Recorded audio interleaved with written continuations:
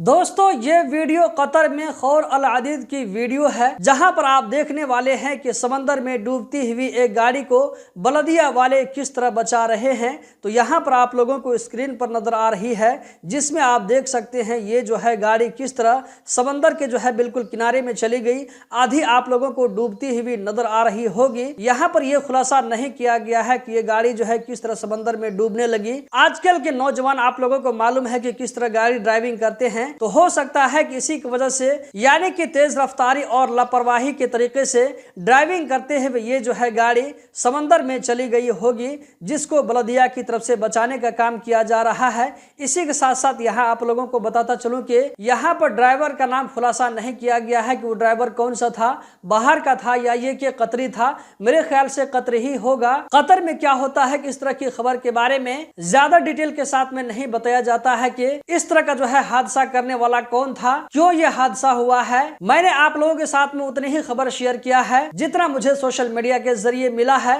Qatar के बारे में हर छोटी बड़ी खबर से बाखबर रहने के लिए गल्फ एक्सपर्ट यूट्यूब चैनल के साथ में जुड़े रहें। वीडियो को लाइक करके आगे जरूर शेयर करें। बहुत बहुत शुक्रिया।